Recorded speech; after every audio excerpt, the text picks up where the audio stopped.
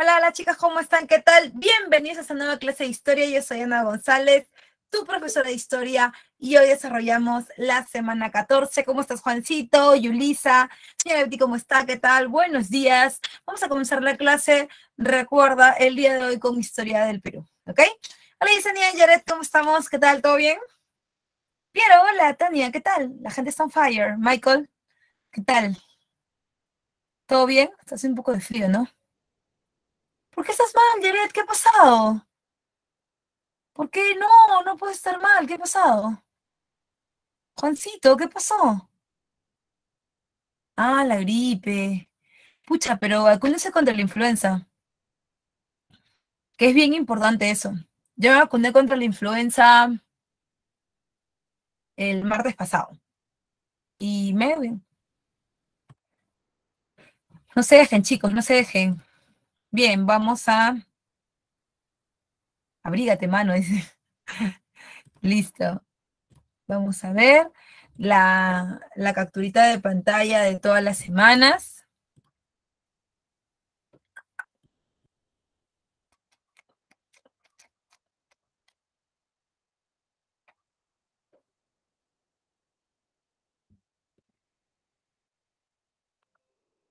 Ya está.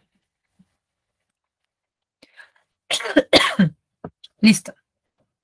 Ahí está todo. Vamos con la reconstrucción nacional, la república aristocrática y el enseño del día. Lo primero que tenemos que tener en cuenta es que la reconstrucción nacional es, en términos técnicos y fáciles para que lo entiendas, eh, la respuesta a lo que ocurrió en la guerra contra Chile, ¿no? O sea, termina la guerra y el Perú tiene que reestructurarse, tiene que reconstruirse. Entonces, es por eso que aparece este periodo que está dominado por militares y en su primera parte por caudillos militares. Yo no tengo que explicarte qué es un caudillo porque ya lo hemos hablado la semana pasada, ¿no es cierto? Un caudillo militar es aquella persona que tiene que es un jefe militar y que tiene su propio ejército y que por eso van a comenzar o van a poder aparecer en todo caso las guerras civiles, ¿no? Entonces, con todo eso, esta parte de posguerra contra Chile nos agarra un poco como nuevamente, ¿no? Nuevamente dispersos. Recordarás también que este segundo militarismo, que es parte de la reconstrucción nacional, es un periodo que es la respuesta inmediata a la guerra del Pacífico, como te lo decía, porque durante la guerra la mayor parte de los presidentes han sido pues presidentes civiles, ¿no? Recuerda que Prado se va a Europa a conseguir las armas y que aquí en el Perú queda Luis Lapuerta, que es un civil, Piero le da golpe de estado a Luis Lapuerta, que también es un civil, Piero le escapa y queda aquí en el Perú, aquí en Lima, en el gobierno de la Magdalena de García Calderón, que también es un civil, y ya se ha perdido entonces la fe, digamos, se ha perdido hasta el respeto por el partido civil, porque siendo ellos los que han formado esta propuesta política, ¿no? del partido civil, no han hecho nada por solucionar el problema de la guerra, ¿no? No han hecho nada. A las finales, la gente en el partido civil no ha generado conversaciones, simplemente se ha lavado las manos y quiere que la guerra termine para que ellos no les afecte económicamente. Pero la gente ha perdido la fe en ellos, ha perdido la confianza, se han desacreditado. Por eso la gente prefiere un gobierno fuerte, militar, que no pase lo mismo que el Perú pasó en la guerra. Y en características generales, el partido civil entra en crisis. Hay un retorno del caudillismo militar para poner orden en lo que va a ser la posterior guerra contra Chile y el surgimiento de nuevos partidos políticos, porque el partido civil ya fue, por lo menos para ese momento, el Partido Constitucional de Andrés Avelino Cáceres y el Partido Demócrata de Piero Lazo son los que sobresalen en este periodo, además de una crisis económica agravada por la guerra. Y profesora, ¿por qué la crisis económica se ha agravado? Si ya la guerra nos dejó misios, ya no veo por qué más hayan más problemas, ¿no? Bueno, la cuestión aquí está en que en el Perú el mayor movimiento económico está en las ventas, ¿no? En las exportaciones. Entonces, ¿qué pasa con esto? Que en el Perú se había formado un sistema de producción-venta, ¿no? O sea, de unir una zona productora con una zona comercial, que era lo que estaba dando la hora en Estados Unidos y acá en el Perú también estaba haciéndolo. Porque Balta, con la plata del contrato Dreyfus, hizo hacer ferrocarriles, pero durante la guerra estos ferrocarriles que servían para llevar el salitre, que servían para llevar carbón, lo que sea, estos ferrocarriles fueron destruidos, toda la red de ferrocarriles o la mayor parte de la red de ferrocarriles fue destruida por el ejército chileno, para varias cosas, porque ya para esa época de la guerra también se utilizaban los ferrocarriles para transportar soldados, alimentos, pertrechos, y los chilenos, para romper nuestras vías de comunicación, decidieron reventar nuestros ferrocarriles. ¿Con cuánto sacrificio habíamos hecho lo del ferrocarril joven? Y ahora lo habían destrozado. Entonces, digamos que un Perú desarticulado entraba en una crisis muy fuerte, muy parecida a la de la guerra de independencia. Múltiples sublevaciones populares porque el gobierno intentaba recomponer la economía, pero como siempre, tomando de conejillo de indias al pueblo, a los obreros, a los campesinos en este caso, que se van a levantar en contra del gobierno. Ahora bien, la pregunta sería, si el Perú ha entrado en un nuevo proceso, ¿quién sería el presidente ahora? No hay mucho, no hay nada nuevo bajo el sol ahí, ¿eh? Porque en realidad el gobierno peruano va a caer en manos de alguien que, entre comillas, sabíamos o intuíamos que iba a tomar el poder, ¿no? Y ese era Miguel Iglesias, porque durante la resistencia de la Breña, Miguel Iglesias fue ese personaje que no digamos traicionó al Perú, porque el Perú tampoco no es que tenía un proyecto nacional, pero sí como que deja un mal sabor de boca que haya apoyado al ejército chileno, ¿no? Cuando Cáceres llega a la Breña, lo que más les importaba y les preocupaba a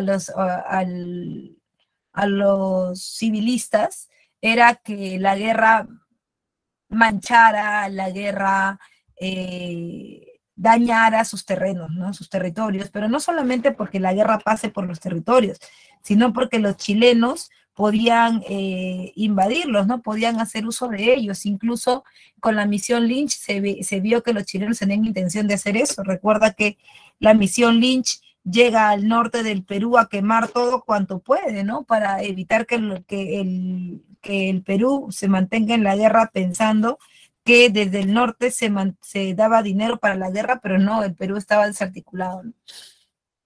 Bueno, la cosa es que para evitar todo esto, los civilistas decidieron, con Miguel Iglesias, ¿no?, darle apoyo a los chilenos y se les entregó un ejército de indígenas aclimatados. Si bien es cierto, Cáceres no había ganado la guerra, porque la resistencia de la Breña iba a ser un poco más complicada, se buscó este espacio estratégico, ¿no? Para poder mantenerse, digamos, en pie de lucha, ¿no?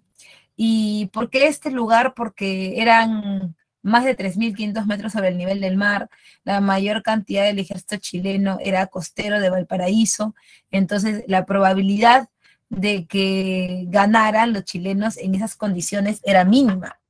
Y bueno, así es como ganamos batallas significativas pero pequeñas, como Pucará, Marcavalle o Concepción, ¿no? Visto esto, Miguel Iglesias, un gamonal de la zona, prefirió no correr riesgos, ¿no? Y es por eso que vamos a ver a, eh, a Miguel Iglesias, ¿no?, tomando decisiones como el hecho de entregarle un ejército de indios aclimatados, o sea, que soportaban altura a los chilenos, para que literal nos reventaran en la guerra. Y así fue, ¿no? Al Perú le ganó un ejército peruano-chileno que peleó en contra del ejército de Cáceres, ¿no? Que termina perdiendo la guerra en la batalla de Huamachuco. Cuando Miguel Iglesias toma el poder, voy a ponerlo acá, ahí. Cuando Miguel Iglesias toma el poder, Se reaperturan instituciones culturales y educativas como la Biblioteca Nacional, la Universidad de San Marcos o el Colegio Guadalupe. La Biblioteca Nacional fue tomada como caballeriza durante la guerra y sí, los chilenos guardaban sus caballos ahí, se saquearon todo, destruyeron todo lo que pudieron y de pasadita su caballo también lo guardaban ahí, ¿no? La Universidad San Marcos y el Colegio Guadalupe ciertamente habían sido una piedra en el zapato, una pulga en la oreja para los chilenos. ¿Y por qué? Porque de allí salían los principales focos de resistencia en Lima, ¿no? Tú recuerdas que la mayor parte del ejército, si no es que prácticamente todo el ejército, muere en el sur, ¿no? Muere en el sur en la batalla de Arica con Bolognesi y Alfonso Ugarte. Pero, ¿qué hacer cuando el ejército chileno llegase a Lima, ¿no? ¿Qué hacer ahí en ese caso? Si ya no había ejército, además recuerda que nunca hubo un ejército profesional. Lo que había era, pues, un ejército entusiasta, si quieres, pero no conformado desde el Estado. Entonces, aquí en Lima, fueron los vecinos de Lima los que decidieron defender a la ciudad. Y entre ellos estaba el niño héroe Manuel Bonilla, estaba el joven Torres Paz, estaba el joven Justo Pastor Dávila, ¿no? ¿Y quiénes eran ellos? Eran estudiantes de la Universidad de San Marcos y el Colegio Guadalupe, que se conformaban en una legión llamada la Legión Carolina, en donde tuvimos tuvimos personajes como Casimiro Ulloa o como que era jefe de ambulancias, ¿no? Casimiro Ulloa era jefe de ambulancias en la Guerra del Pacífico, profesor de medicina en la Universidad de San Marcos, que junto a sus alumnos tomaron las armas y apoyaron en la guerra que finalmente hizo ver a la universidad como que era un lugar peligroso, ¿no? Donde la gente podía levantarse en cualquier momento y lo mismo el Colegio Guadalupe. Así que fue cerrado, pero durante el gobierno de Miguel Iglesias se reabrió. Se restituyeron la contribución personal y con ella la rebelión de Tusparia. Profesora, ¿qué es esto de la contribución personal? Como tú sabes, eh, durante el protectorado de San Martín, se había eliminado el tributo indígena, que era un impuesto virreinal que se le grababa a todos los indios por el simple hecho de serlo, no tenías que pagar por marroncito. Entonces, San Martín dijo, pero no, si ya el Perú es libre e independiente, ¿por qué tendrían que pagar por eso si a las finales todos vamos a ser ciudadanos, ¿no? Poco a poco, paso a paso, pero todos vamos a llegar a hacerlo.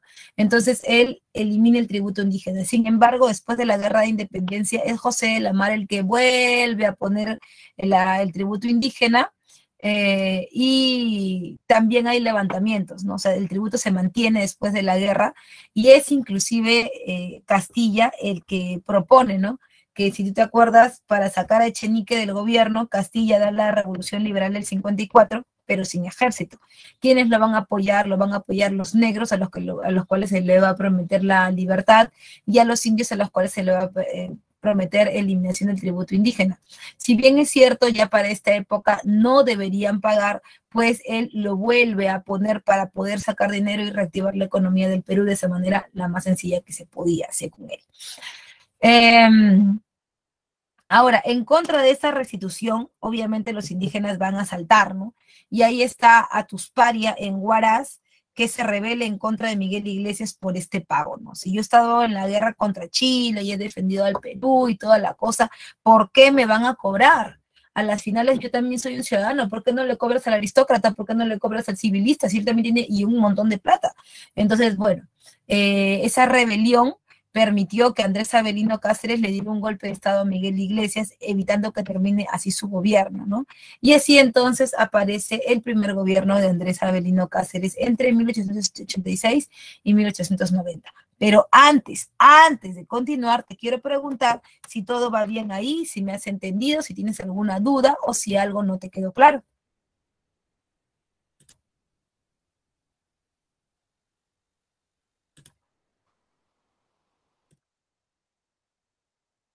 Todo claro, profesora, todo clarito.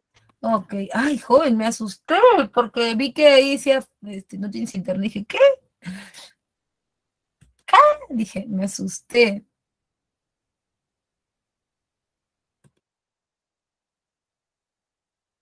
¿Todo bien entonces? A ver. Somos 47 o 45 en sala, ¿todo bien? Ya uno de sus compañeros me dijo, sí, profe, todo bien, todo bien.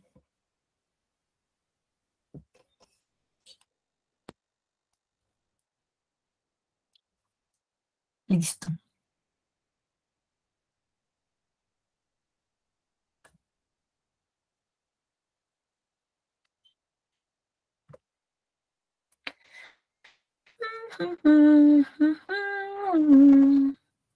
Ya, sí, sí voy a poner pantalla completa, solo que para leer los comentarios siempre veo de acá. Sí, sí, sí, pantalla completa. Voy a explicar siempre en pantalla completa. Ahí está. Muy bien. Ahora, en cuanto a el gobierno de Andrés Avelino Cáceres, su primer gobierno, aunque tú no lo creas, es una alianza entre el Partido Constitucional y el Partido Civil. O sea, el Partido de Cáceres y el Partido Civil, y te digo que no lo creas, porque, como tú sabes, el Partido Civil lo ha odiado durante la guerra, ¿no? Lo ha odiado por el tema de que,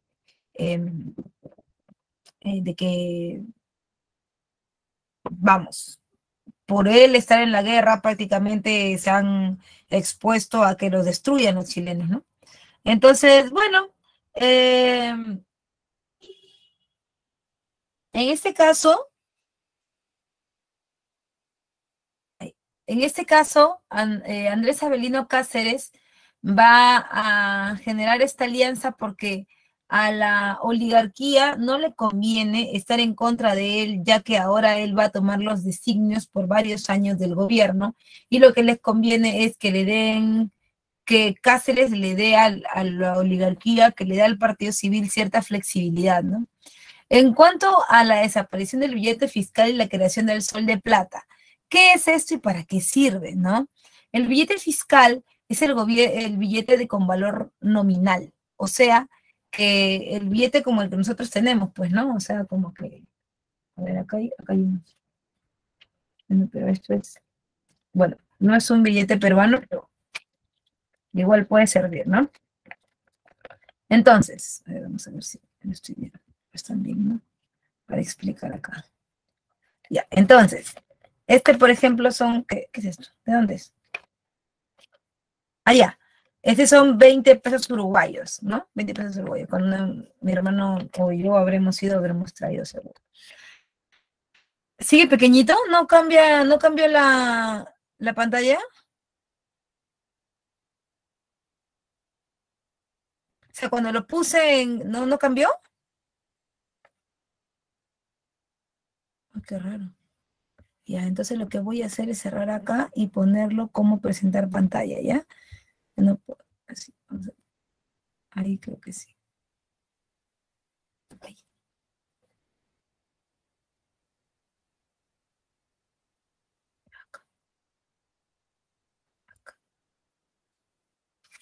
Dicho sea de paso, mi hermano llega mañana de los Dubáis. Bueno, se ha ido ahí de vacaciones. Está ahorita creo que en Berlín.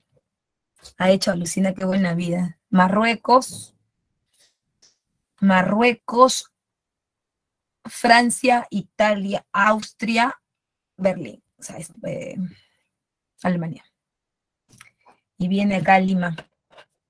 Mañana llega la noche. Llega mi hermanito.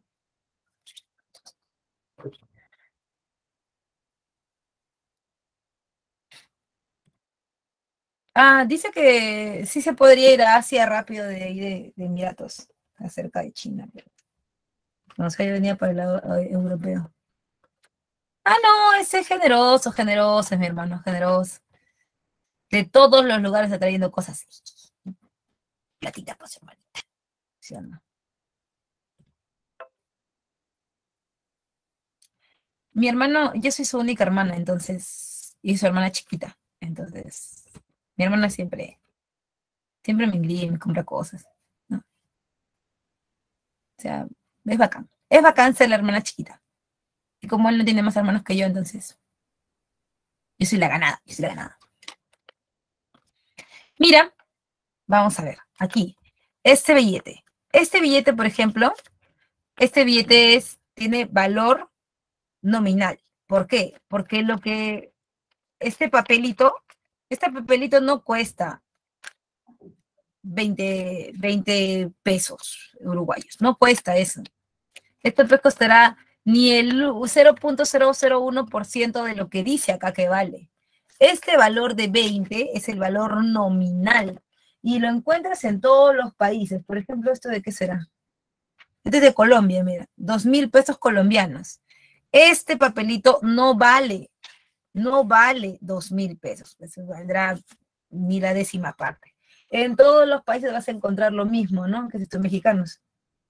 Mira, pesos mexicanos. Ya. Entonces, en todos, igualito como tu billete actual peruano, igualito. Ese billete de 100 soles, hacerlo no cuesta 100 soles, cuesta muchísimo menos. El valor que dice el billete es el valor nominal, pero ¿cómo llega a tener este papel? ¿Cómo llega a tener ese valor? ¿Quién se lo da? No solamente es ponerle el número, ponerle el precio, sino que también es muy importante que tenga respaldo en la industria.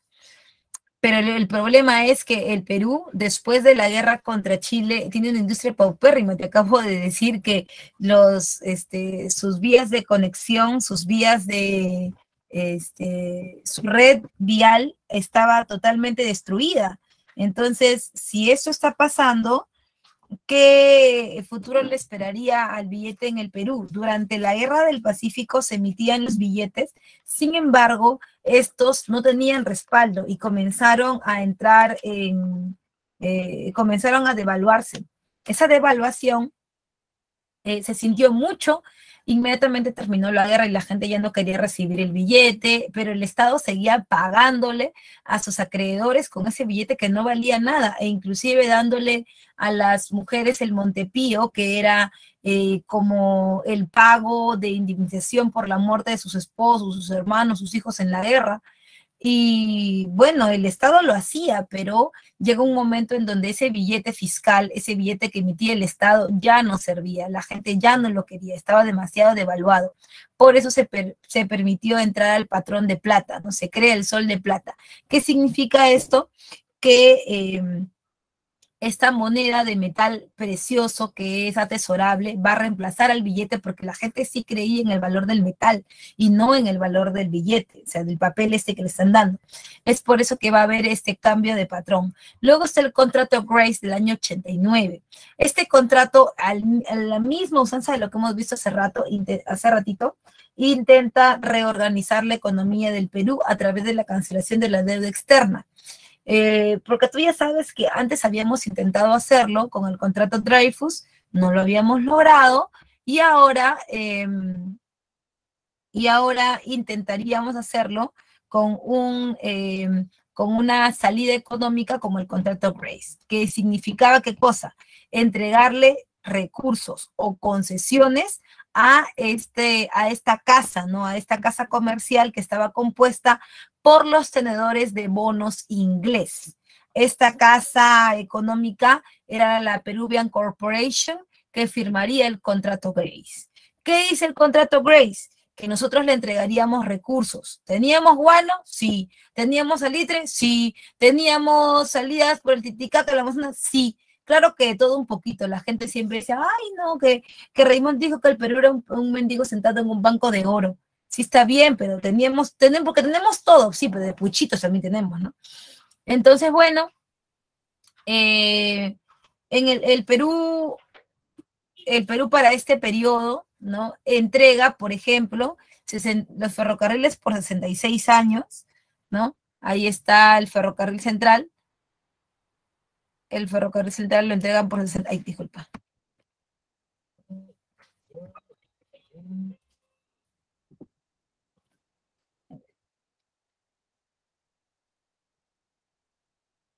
Ahorita lo vamos a bajar, porque no se logra ver. Ahí está. El ferrocarril central pasa a ser administrado por la Peruvian Corporation según lo acordado con el contrato Grace. Este ferrocarril lo vamos a dar por 66 años. Además, vamos a entregarles para que nos puedan pagar la deuda externa, que sí lo lograron, le vamos a dar 3 millones de toneladas de guano, 3 millones de hectáreas de tierras en la selva, la libre navegación por el Titicaca, vamos a pagarte entre 33 letras de anualidades de 80.000 libras esterlinas cada uno, y como consecuencia se acentúa la dependencia del capital inglés y llegan nuevas inversiones al Perú. Efectivamente, a la hora de pagar la deuda externa, con todo esto que salía obviamente el triple de lo que debíamos, llegaron nuevas inversiones porque los ingleses estaban en el Perú y aparecieron nuevos contactos, ¿no? Con los cuales se suponía el Perú debería salir de la crisis económica que había adoptado durante la guerra contra Chile. Además, se crean las juntas departamentales. ¿Qué son las juntas departamentales? Son un intento por la descentralización del poder, es decir, que ya no todo se centraliza solamente en la figura del presidente, sino que exista presencia del Estado en todo el territorio.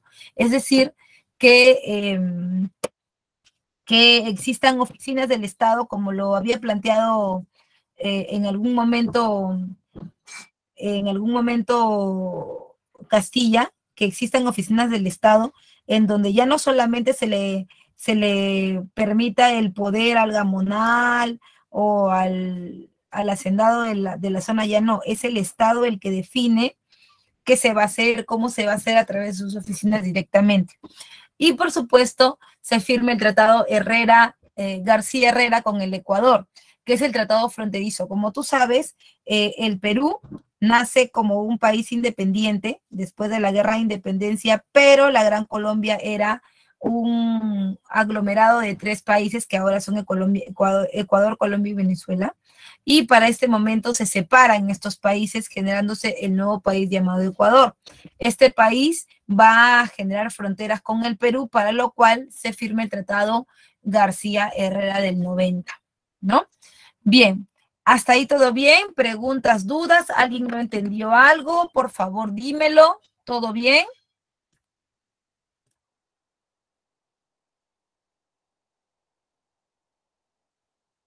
¿El BCR? ¿Cuál BCR?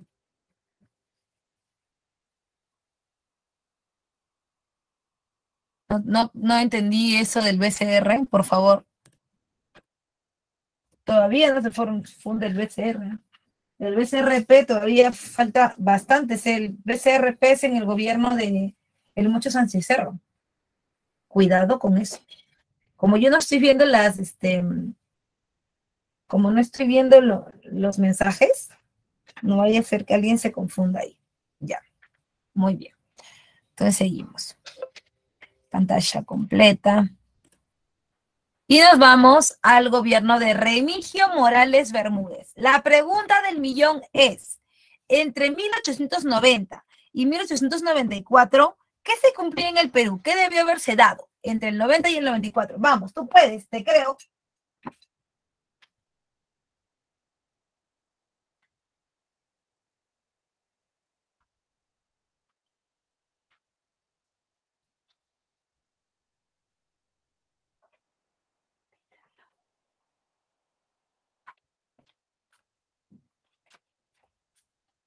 El retorno de Tacna y Arica.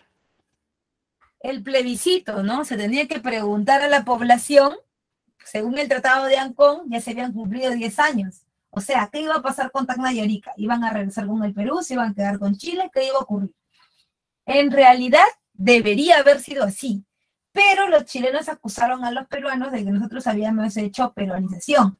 O sea, que habíamos llevado a cabo un proyecto desde el Estado peruano que lo que buscaba era hacer que la gente en esas zonas se decidiera por ser peruano. Pero en realidad el proyecto no era nacional, era así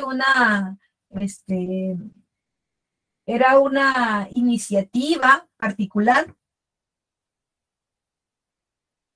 de mujeres tacneñas. Eso sí, no era una iniciativa de mujeres tacneñas que buscaban impartir clases o clases clandestinas de historia del Perú a aquellos niños que luego, después de 10 años, serían los que tendrían que decidir, ¿no? Y los chilenos habían mapeado esto, y dijeron, no, por eso no, mira cómo has faltado el tratado, que en eso no hemos quedado, pero ellos faltaron más todavía, porque ellos sí hicieron chilenización. La chilenización es el proceso con proyección nacional desde el Estado de convertir o de convencer a los tagneños y ariqueños de que se quedaran en Chile, porque ellos desde el Estado les ponían mejores colegios, mejores centros de salud, todo lo mejor, ¿no? Todo lo mejor con el único objetivo de que la gente los eligiera a ellos. Esa era la cosa. Pero a las finales los chilenos dijeron que no, que nosotros nos estábamos aprovechando, que así no había sido y que por eso el plebiscito no se iba a dar porque no habían condiciones según el Tratado Blanco. Entonces nosotros obviamente reclamamos, pues no, pero ¿por qué nos están haciendo esto? No, dijeron, ustedes escogen, o si siguen así, vamos a proceder, pues los vamos a invadir. Es más, el día de la independencia de ese año, el día de la independencia del Perú, el 28 de julio, nos mandaron un obsequio, una corona de muerto, joven, una corona así de flores de muerto, como diciéndonos que nos cuidemos de lo que hacemos, ¿no? Porque ellos podían de una vez volarnos. Es por eso que en este caso el Perú no siguió avanzando más, ¿no? Ya no se hizo más. Y se dejó eso para un plebiscito posterior. Durante su gobierno también se promulga la ley de habeas corpus y se concluye la construcción del ferrocarril central, que recuerda que estaba en manos de la Peruvian Corporation. En el 94 muere Morales Bermúdez y entra al gobierno por segunda vez Andrés Avelino Cáceres. ¡Ay, Andrés Avelino Cáceres! Tú sabes que él es como una pulga en la oreja, como una piedra en el zapato para la oligarquía, ¿no? Que ellos no lo quieren, el Partido Civil lo odia. Ya la vez pasada, en su primer gobierno, lo han aguantado porque, bueno, no querían entrar en problemas, ¿no? Pero,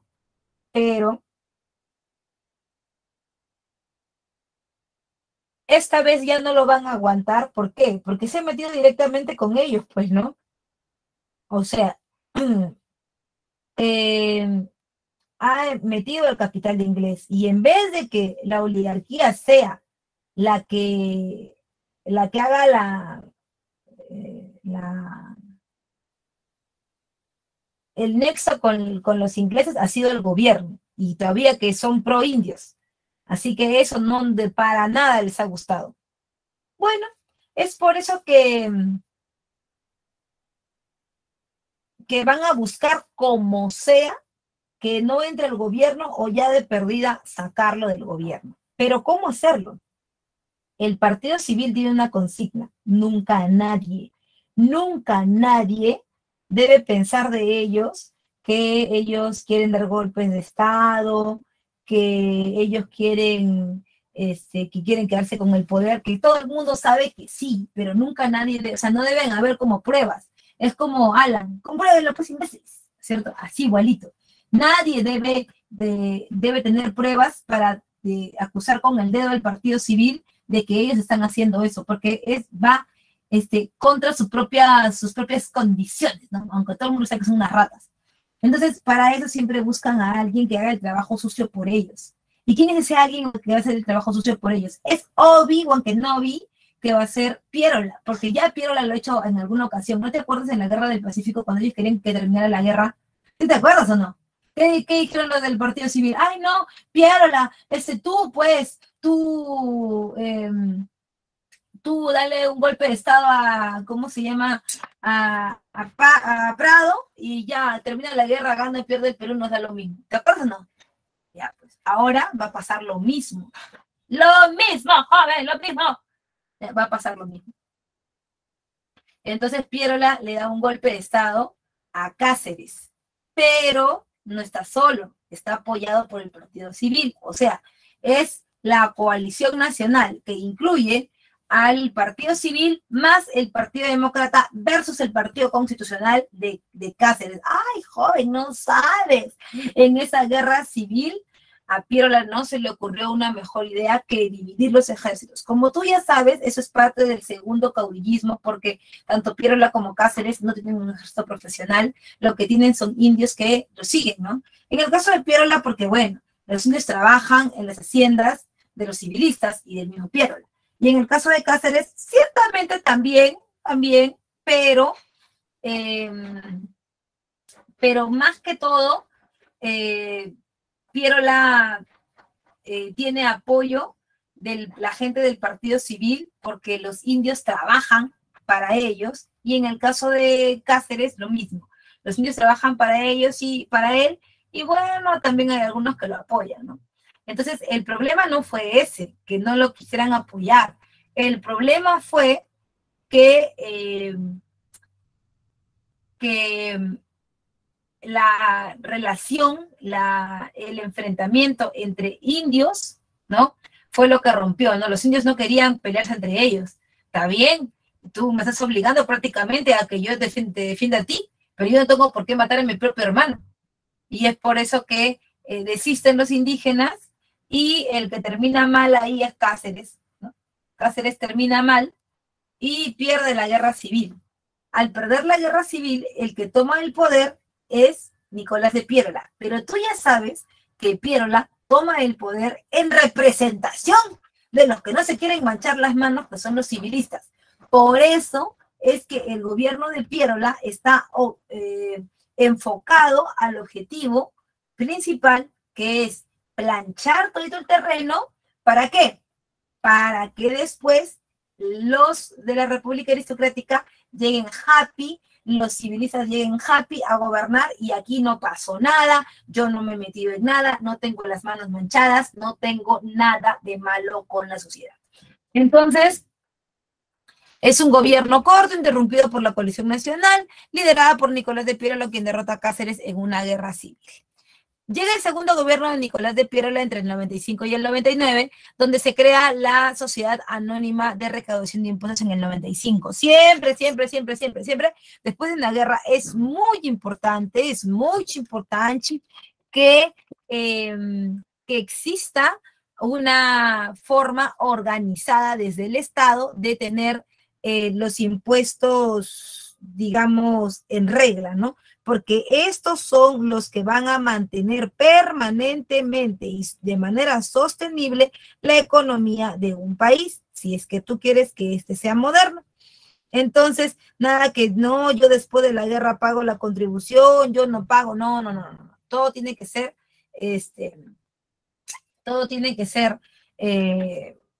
sostenible, ¿no? Y para eso se crea la Sociedad Anónima de Recaudación de Impuestos. Luego está el estanco de la sal en el 96. El estanco de la sal, joven, es una nueva forma, es una nueva estrategia de el Perú recolectar dinero. ¿Por qué? Porque ya algunos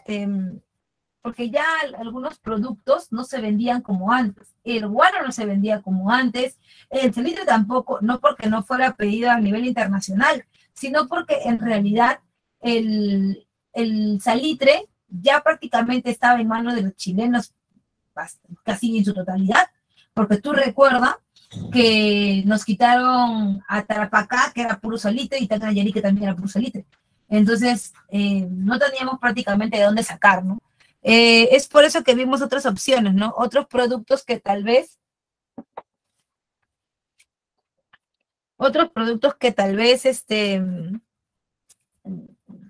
fungieran como parte del mantenimiento de la economía del Perú, ¿no? Y ahí, por ejemplo, vieron que se podía vender a buen precio la sal, ¿no? La sal se vendía a muy buen precio, y el Estado peruano, estanco significa que el Estado se apropie del recurso y lo explote. Entonces, ellos se apropiaron de la sal, ¿ya? Y lo vendían a buen precio. Luego se creó el Ministerio de Fomento, que sería como el bisabuelo del Ministerio de Industria, ¿no? Porque eso se buscaba, ¿no? Generar inversiones aquí en el Perú, porque no solamente era el Estado, sino también era, pues, definitivamente que se creara, ¿no? Que se creara inversión. Y, por supuesto, la adopción del patrón monetario de oro. ¿Qué significaba esto? Que el Perú quería cambiar su moneda porque el patrón plata ya no servía, aparte que era difícil conseguir azogue para hacer las monedas y todo. La propuesta de Pierola era adoptar este patrón oro, ¿no? Hay una reactivación económica a través del boom del caucho y del azúcar debido a este último, a la guerra hispanoamericana. Cuando hablamos del boom del caucho, lo que pasaba es que para la primera mitad del siglo XX, el automóvil va a ser uno de los productos más vendidos en el mundo, pero para tener automóvil tenemos que tener caucho para las llantas. Entonces, de varias partes, de varios puntos se sacaba caucho, incluyendo el Perú, Vietnam y otros países asiáticos también.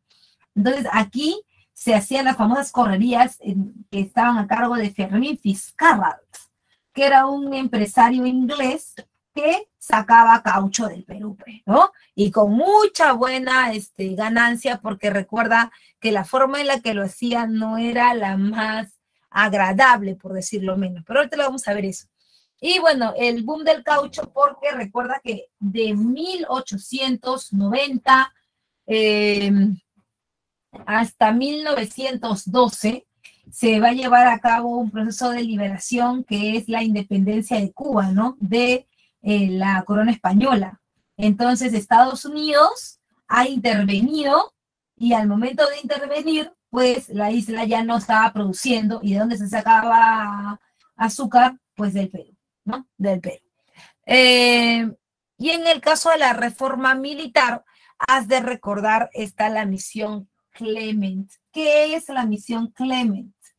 La misión Clement es lo que necesitaba el gobierno de Pierola, porque ya entre tantos golpes de Estado, era posible que el Perú cayera en algo parecido, ¿no? Que volviera a caer, que alguien le diera un golpe de Estado, cosas así. Entonces, para evitar eso y mantener bien lejos del gobierno peruano a los militares, se creó lo que se conoce como la misión Clement de la reforma militar. Es una misión francesa que llega al Perú para crear dos cosas: el servicio militar obligatorio y la escuela militar de Chorrillos, ¿no es cierto? ¿Para qué se creó la escuela militar de Chorrillos? Para tener militares de carrera. Y los militares de carrera tendrían ahora que atravesar diferentes estadios, ¿no?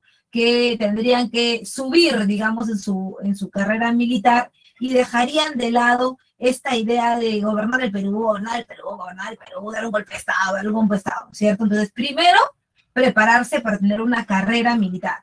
Segundo, meterse en la carrera militar porque también hay poder político en los militares, solamente que no son presidentes, ¿no? Y después crear también la Escuela Militar de Chorrillos y el servicio militar obligatorio con la idea de tener ejército, propiamente dicho. En el caso de la Escuela Militar de Chorrillos, tener a la élite, que serían los altos mandos del ejército, y tener a la tropa, que sería que saldría del servicio militar obligatorio, ¿no? Para los hombres. Y por otro lado también debes recordar está la reforma electoral. Profe, ¿qué es la reforma electoral y para qué sirve? Bueno, durante los gobiernos anteriores se llamaban elecciones, sin embargo, las elecciones eran de tipo indirectas. O sea, tú votabas por un grupo de personas y ese grupo de personas votaba a su vez por un presidente. Era obvio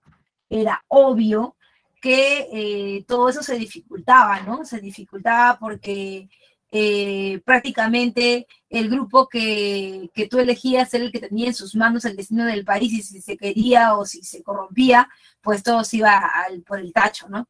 Entonces, por eso es que Pierola decide que el voto sea universal, ¿no? Que sea, disculpa, el voto sea directo. Entonces, profesora, ¿qué significa que el voto sea directo?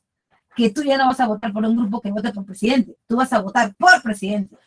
Profesora, qué bueno, Pierola entonces democratizó la política peruana. No, porque viene lo siguiente, que es el debate de si los analfabetos deben votar. ¿Qué dijeron ellos? Que no, los analfabetos no deben votar, solo deben votar los alfabetos, lo que reducía el universo de votantes a simplemente los que sabían leer y escribir. Y yo te pregunto a ti, ¿quién crees que es ese grupo que sabe leer y escribir, que son los únicos que pueden votar? Es decir, son los únicos que pueden elegir y además son los únicos que pueden ser elegidos. Vamos, dímelo en el chat.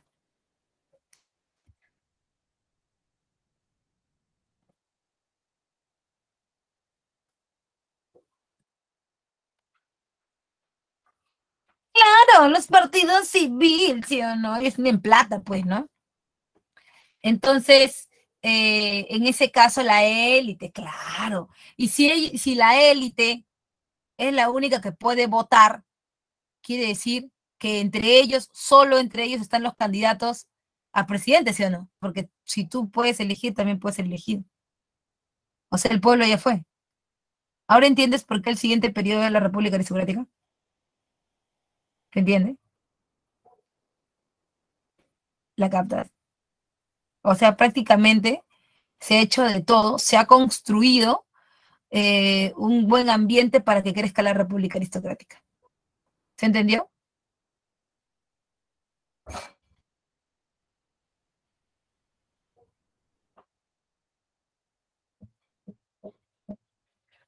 Ok.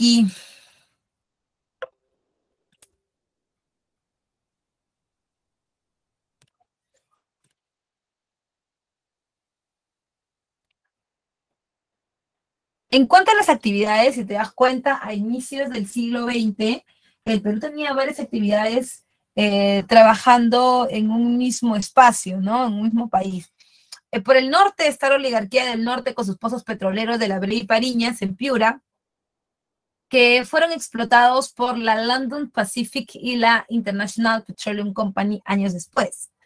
En lo que sería Lambayeque, La Libertad, ¿no?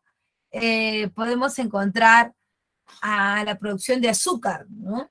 Producida en latifundios. ¿Qué es un latifundio, profe? Es una hacienda discontinua. Por ejemplo, yo tengo mi hacienda de algodón o de azúcar acá en Lima, pero también tengo otra de algodón o de azúcar. Imagínate que sea de azúcar en Lima, de azúcar también tengo en Chiclayo, de azúcar también tengo en Tumbes. Profe, pero no están conectadas, ¿no? O sea, están así como salpicadas. Claro, ese es ser un latifundista. Y puedo tener de diferentes productos, ¿eh? Pero no están juntas, ¿ya? Latifundios de la costa norte, como Casa Grande, todo lo que todas las marcas de azúcar y de ron que tú consumes ahora son de ellos, pues, de la República Aristocrática. O no consumes, ¿cómo se llama? Azúcar Cartavio, Casa Grande. No, lo del ron sí yo no tengo la culpa. Lo del azúcar sí yo sé que Cartavio, Casa Grande, Cayaltí, ¿no? Que en el caso de las dos primeras son las haciendas que más producen y las que supuestamente mejor calidad tienen son las más caras también. No sé si te lo has dado cuenta. El azúcar Casa Grande o el azúcar Cartavio, o sea, de esas marcas que son de las haciendas de la República Aristocrática, ahora manejada por sus familias también, es lo más caro que hay. O sea, no es nada como azúcar Dulfina, azúcar Bells, esa vaina no es. Lo otro es lo de que, inclusive ni siquiera ese es su producto de exportación. Ellos tienen otro producto de exportación que solamente es para sacar al extranjero. Pero para que vayas viendo, esos que te cobran un kilo de azúcar 5 soles, 6 soles, esos menos, los mismos. ¿Ya?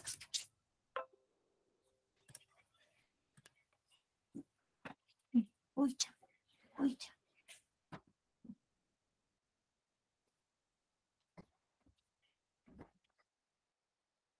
Ya. El algodón también está producido en las haciendas de la costa sur con mano de obra de peones no asalariados, el llamado yanaconaje. El yanaconaje es una práctica de producción en las haciendas muy común en esta época. Es recién en el gobierno de José Luis Bustamante y Rivero que se va a dar la ley del yanaconaje, que es la ley que prohíbe el trabajo gratuito, ¿no? De los peones. Ya ahí le van a quitar todas las gollerías, pucha, pero recién en 1948. El caucho explotaba en los departamentos de la selva, como Loreto y Madre de Dios. Destacan empresarios como César Arana y Fermín Fiscarraldo, que traen como mano de obra a los nativos de la zona a través de correría. O sea, tú vas, capturas nativos y los obligas a trabajar con una cadena en el cuello, como lo que tú ves acá. Ahí está, mira. Nativos amazónicos esclavizados durante el auge del caucho en 1912. Foto del libro de Putumayo, The Devil's Paradise, de Walter Vandenberg. Ahí está, ¿ves? Entre otros principales minerales tienes al cobre de la Sierra Central, extraídos por la Cerro de Pasco Mining Company, ¿no? Importante también porque cada vez que hay una guerra mundial, el cobre es lo que más plata te da. Es más, cuando hay guerras internacionales, el cobre es lo que más plata te da. Actualmente, el Perú ha subido sus exportaciones de cobre y el precio del cobre a nivel mundial también ha subido. El tema es la administración que le toca a la guerra. No que estamos pobres porque Ucrania, Rusia, al contrario, el Perú vende más ahí en esos periodos. Claro que los fertilizantes esos se vuelven caros, pero tú también vendes tu producto caro, pues. Si lo vendes caro, se supone que tú tienes plata por comprar lo otro. Pues. Es la diferencia que había entre el Perú y otros países de América del Sur, ¿no? El cobre.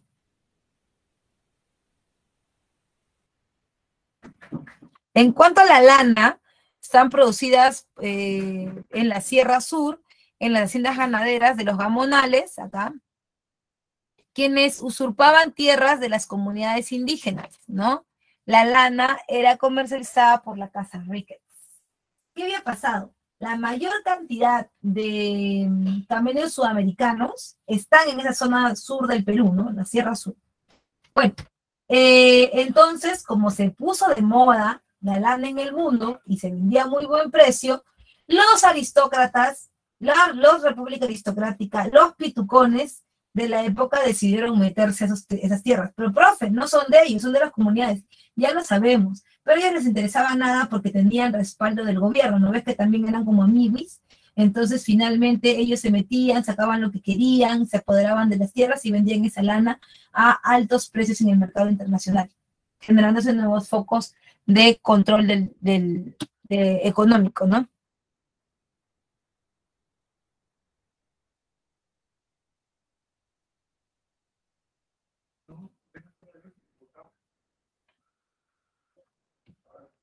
¿Hasta ahí todo bien? ¿Hasta ahí todo bien? ¿Dudas, preguntas, algo que no se entendió? Por favor, para seguir avanzando.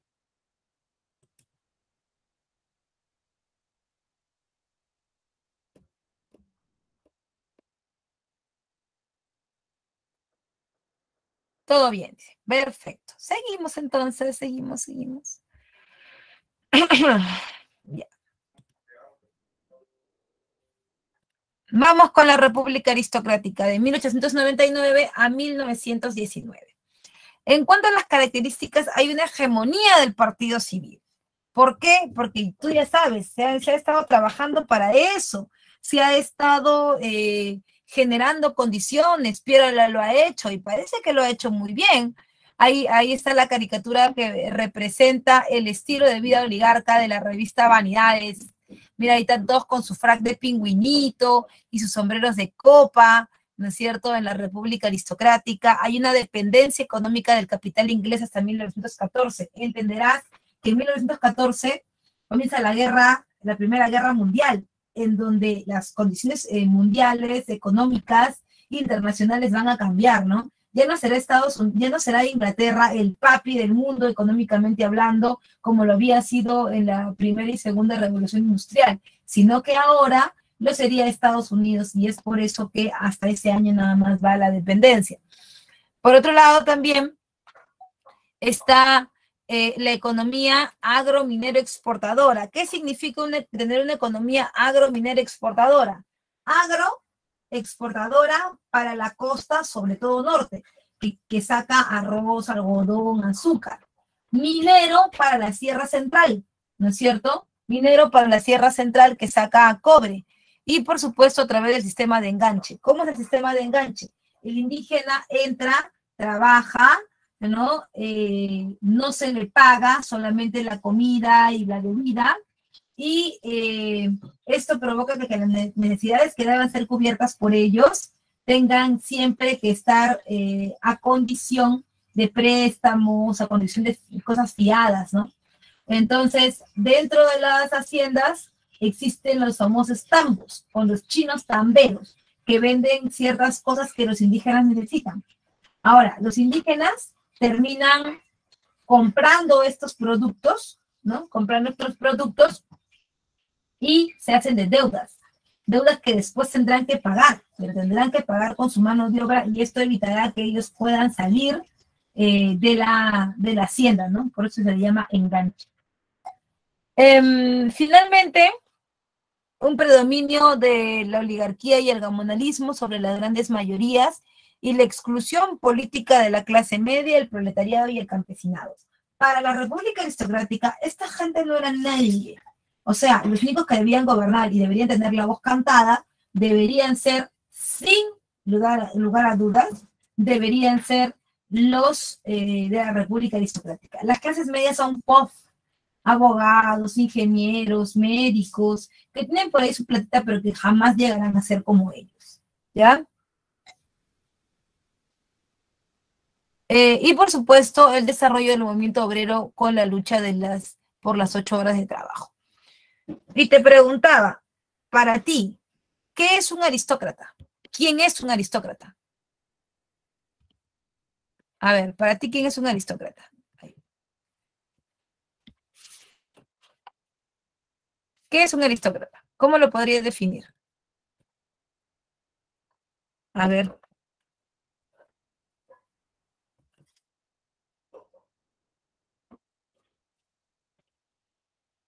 ¿Cómo lo puedes definir? ¿Cómo definir un aristócrata?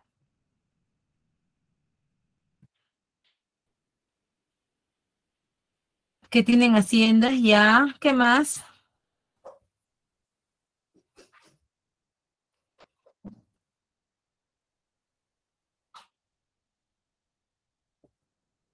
Tierras, ya. Muy bien, Juan. ¿Qué más? ¿Quién es un aristócrata?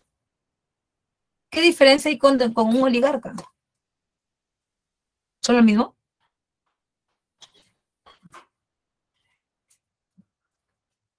¿Qué diferencia hay entre los dos?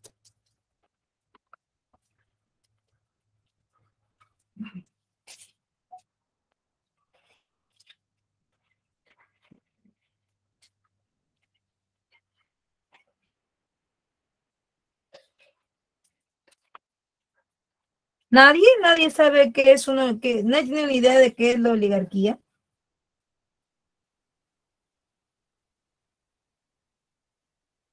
Oligarquía.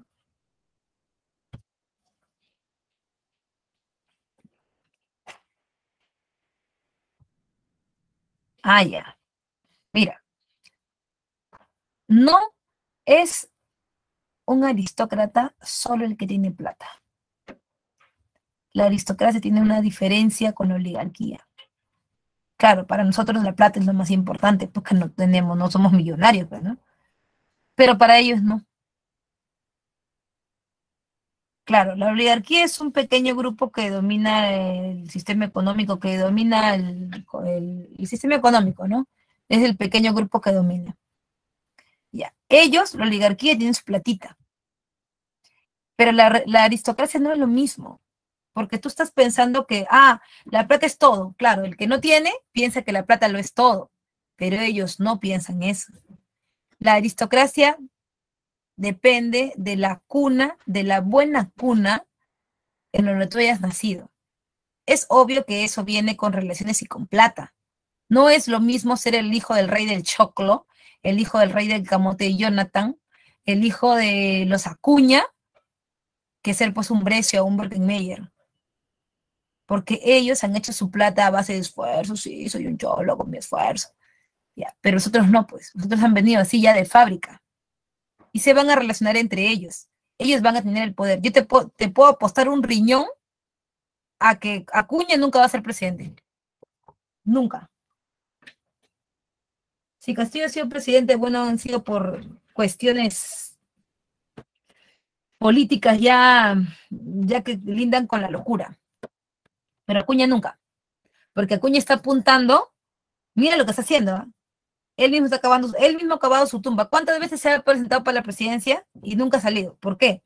Porque él se está apuntando como que él es alguien con plata, ¿no? Es un marroncito con plata que va a llegar a la presidencia. Así me está apuntando. Pero cuando se habla de plata, ahí no importa, ahí lo importante no es el dinero, lo importante es los contactos que tú tengas. Acuña no tiene contactos. En el caso de Castillo, él se vendió pues como un pobrecito, es diferente, ¿ya? ¿Y por qué te digo esto? Porque el Perú ha sido gobernado siempre por estas familias que no solamente se caracterizan por tener dinero, sino por estar emparentadas entre ellas y tener el control de diversos espacios económicos en el Perú. Y no de ahora, de hace 800.000 años, ¿ya? O sea, desde siempre, desde lo bueno, ya ellos manejaban todo, su familia, su abuelo, su tatarabuelo, todos ellos. Ahora, estos nuevos ricos no son nadie para ellos, ¿no? ¿Por qué? Porque ellos tienen el control inclusive de haciendas en el norte porque se han casado entre ellos. Los Barrenechea, los Brescia, los Berkelmeyer, los Rizopatrón, los Candamo, los de la Piedra, los López de Romaña, los Grañi Montero, ¿no? Ellos son la verdadera creme de la creme del Perú que van a formar parte de este periodo. Por ejemplo, tú has visto esta noticia que salió este fin de semana del actor Diego Verdi, que cayó del piso 14 de donde vivía. ¿Lo manjas a Diego Verdi? Bueno, yo lo manjo porque es el galán de los galanes. ¿Pero lo manjas? Ya, perfecto. Entonces ahí vas a entender bien. Ya. Mi hermano, cuando estaba más joven, más chivolo, comenzó a trabajar en un hotel que es el Hotel El Olivar de San Isidro. Cuando terminó la escuela de alta cocina, llegó a ese lugar. Entonces, un día yo vi una foto de mi hermano con un pata que yo dije, no, yo me muero. O sea, no, yo tengo que ir. ¿Dónde es? Aunque se me meto por el tacho de la basura, pero lo tengo que ver. Era, para mí, ¿no? Para mí, era mi crush. O sea, el sueño que había tenido de chibolita, de niñita que veía sus novelas, porque yo creía que el pata que estaba en la foto era Diego Berti. Entonces dije, oh my gosh, oh my gosh. Le dije a mi hermano, no, escúchame, tienes que llevarme algo así como casual, ¿no? Así que caigo por ahí, o sea, me atropello un carro y justo caigo a los pies de él, algo así. Entonces me dice, pero ¿por qué tienes tanto interés en conocerlo a él? ¿Cómo que por qué? ¿No sabes quién es él? Él es Diego Berti. No, él no es Diego Berti. Él es el sobrino de Diego Berti, Rafael Piqueras Berti. Ándate. Pero si son como 2 gotas de agua y de la misma botella de agua Evian. Y me dijo, sí, se parecen bastante, pero es el sobrino. Cuando Diego Berti murió, salió pues, ¿no? su nombre completo, todo. Él es hijo de Ana María Miligliolo Belmont, prima de Ricardo Belmont Casinelli, exalcalde de Lima, prima en segundo grado de Susana Villarán Berti. Entonces, este es Belmont, o sea, él era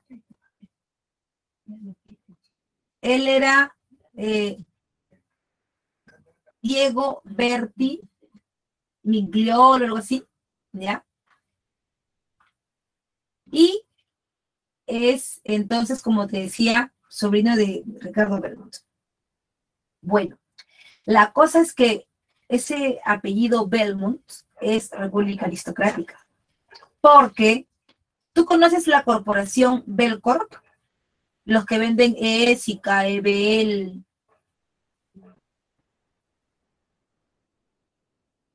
los que venden Saison, ¿lo manjas?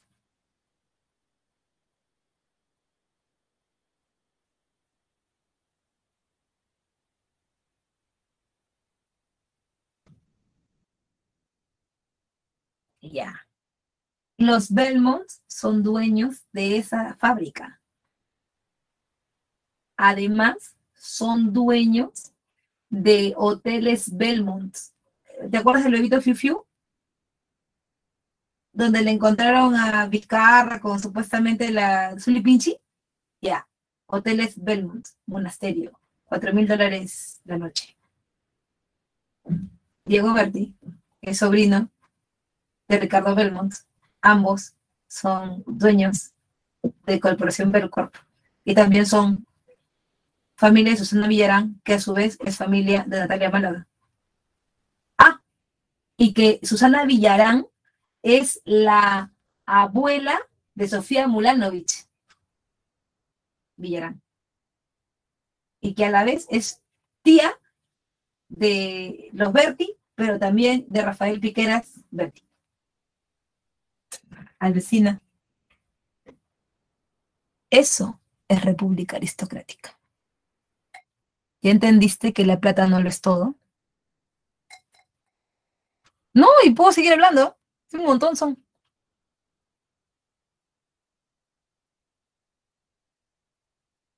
Nunca, jamás ellos se van a juntar pues con los Acuña. O sea, ¿te das cuenta?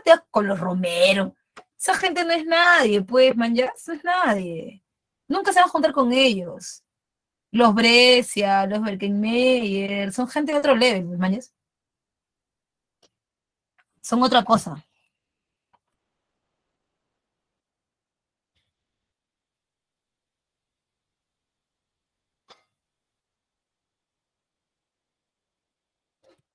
Es que no es tanto la vara, es que ellos conforman la estructura social. Es así.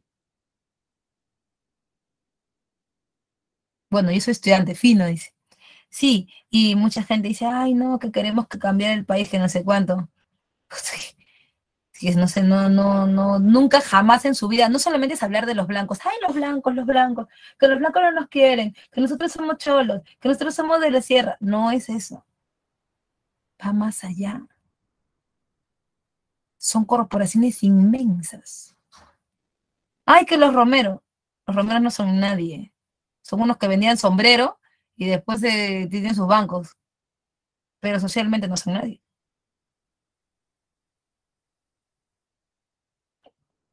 ¿Te das cuenta? ¿Se entendió la diferencia? Justamente hace años, cuando yo dictaba en una universidad conocida, una alumna asistía a esa universidad, Brunella Horna, muy joven, muy jovencita, ahora tener como 24, 25 años. Entonces se veía muy guapa la chica y yo la veía y decía, esta chica es una muñeca. Y no estaba maquillada para nada, con gorrita nomás. Es una alumna, la mira y dice, ay, mira esta cree que es como nosotros. Y yo decía, ¿qué? ¿Por qué? Pero no la horna es rubia, ¿no? Para mí. Y yo las quedé mirando y dijo, ah, disculpe, profe, disculpe, no, no es para usted, por si acaso. No, no te preocupes, no, tampoco preocupe para mí. Es que, sí, profe, es que esta piensa que ella va a agarrar algo de acá. Y eso no es así. Sí, profe, cada quien en su lugar. Ay, señorita, me cayó de enfrente en mi corazón. Ay, no, profe, pero es que entienda. Una cosa es ser bonita y tener su platita para estar acá. Y otra cosa es emparentarse con nosotros. Ándate, señorita, ¿cómo es eso? Ella puede aspirar simplemente La gente como ella, pues, profe. En esa época, ella debe haber comprado solo, profe. ¿Ah? Sí, en esa época ella estaba con el rey de los cueros, Renzo Costa, ¿no? Que es parte de los pitucos, o sea, es parte de alguien que tiene plata, pero no es una república, no es república aristocrática. Y acuérdate de nosotras, cuando ella no esté con ese pata, estará con otro igual a ella. ¡Ah! ¡Coña! A ver, ¿por qué no con un Brescia? A ver, es que es imposible, ¿no? Acá no hay nada que María la del Barrio, que Nandito, no, nada de esas cosas, nada de esas cosas. Claro, nada que Nandito. Nandito ya fue, no existe, no existe para ellos. ¿Todo bien? ¿Se entendió? Nunca vuelvas a confundirlos. Ahora entiendes por qué su gobierno dura tanto, porque ellos son el primo del hermano del primo. Esa de los Belcor no sabías. No sabías que los Belmont eran dueños de eso. Así que ya sabes, cuando te maquilles con tu Saison, acuérdate de los Belmont, señorita. Cuando te pongas tu perfume Prince, tu Dancing Night, con brillo, sea. Seré su lustrabota, dice. Castillo quiere hacer lo mismo. Ah, es que no se puede, pues, no se puede. Porque posiblemente, y por eso es que está más, se enfoca más en el dinero, ¿no? Porque mientras no tengas un apellido como el de ellos, tu estadio, digamos, en el mundo de la plata y el poder va a ser corto, solamente lo que tú dures como alcalde o como congresista o así. Entonces, lo que tienes que hacer es sacar lo más que puedas, ¿no? Entonces, por ejemplo, es imposible que un Brescia se case con un hijo de Castillo, ¿no? Pero así el presidente del Perú, claro, así el presidente del Perú, pero no, no va, Manjas, no va.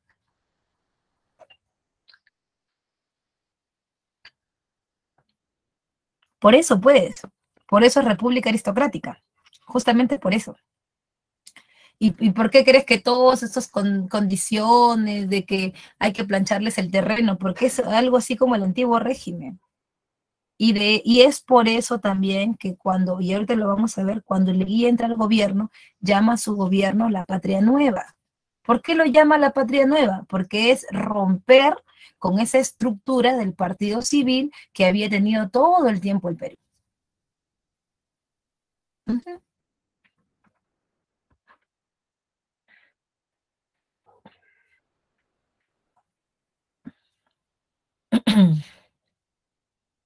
Entonces, sí creo que se entendió.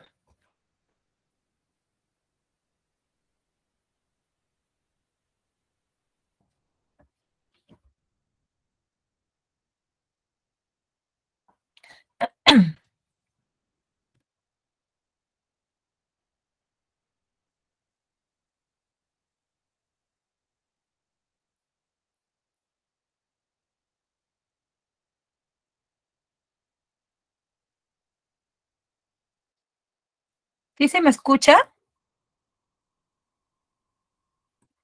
¿Se me escucha? Porque acá veo que no.